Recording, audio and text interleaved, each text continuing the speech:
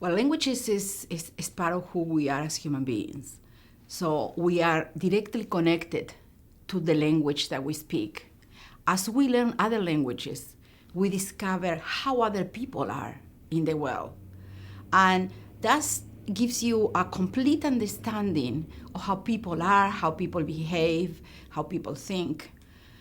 So by learning languages, you're opening the doors continuously to different perspectives about the world. In a way, we are different than other people. But basically, when you start uncovering the layers, we are all the same. So languages give you the tools to not only communicate what you think and appreciate the culture of others, but also to understand their way of being. And by that, you connect with them in another level. So I think for students who want to learn languages, what they're doing actually is opening the doors to other possibilities. You can go to another country and you don't speak the language, and you can survive by signaling, by speaking English sometimes. That is a very popular language around the world. But when you try to speak the target language, wherever you are, the world opens up to you in a different way.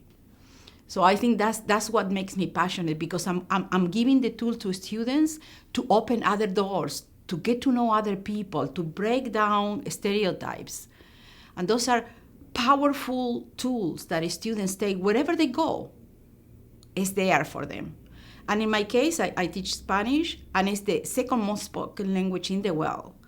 So you can go to endless places and use Spanish. Actually, with Spanish and English, you can survive mostly anywhere.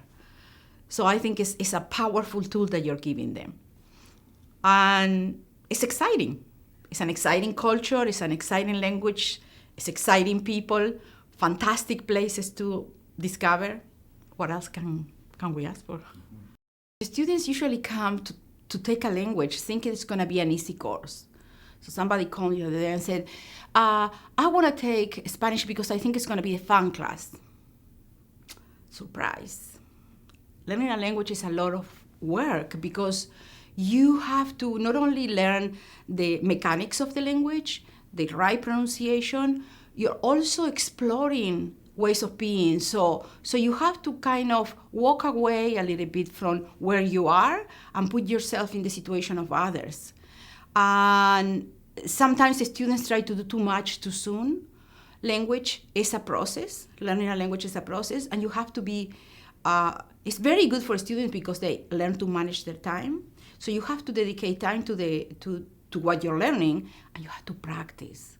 So that's why we advise students in second and third year, and even in fourth year, to go abroad, to immerse themselves in the culture and to experience the culture and the language in the proper setting. And it's fantastic when you see them coming back. Even after 6 months of living in another country, and knocking in the door and saying, Profesora, ¿cómo está? And they start just speaking the language.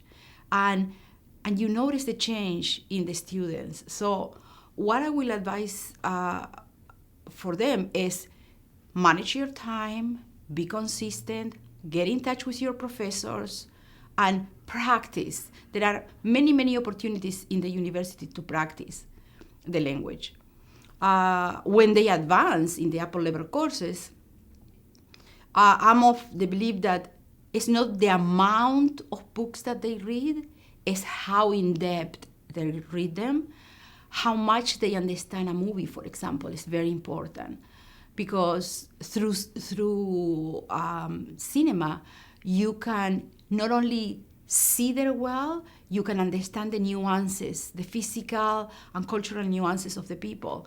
So I think that's so rich for them, because they uncover things and you can bring to the classroom topics that are completely unknown to them.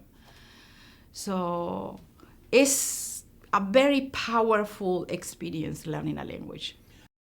We talk about opening doors, and learning a language in a global society like we're living today, it opens up doors to, for example, our students can go to graduate school That's an option, but they can go immediately into the workplace. International companies like Bell Canada, for example, are looking for people who can be posted in Latin American countries or in Spain to bring the technology to those countries. Not in the case of Spain, but in the case of Latin America. So they need representatives that speak the language. We have a very strong connection with recycling companies, for example, in Europe and in Latin America, and they need people to go and represent the company in those countries. Banks, Bank of Nova Scotia, Royal Bank, Bank of Montreal, TD Bank, they all have people working there. So I think it's powerful. We have people who go to law school. And you can ask, how come with a language degree? Because law school wants marks overall across the board. And it doesn't matter how you have studied, it's the marks that count. And the language you can represent with immigration, be a lawyer for immigration and represent people who come to the country and don't speak the language. So the opportunities are endless to the point that our students are vastly one of the strongest group to get a job after they finish university. And teaching, of course, which is a passion that if you have it, is one of the best paths to follow. I think is fantastic. Fantastic at the elementary level, at the high school level, and if you want to be a university professor, what a gift. Yeah, it's amazing.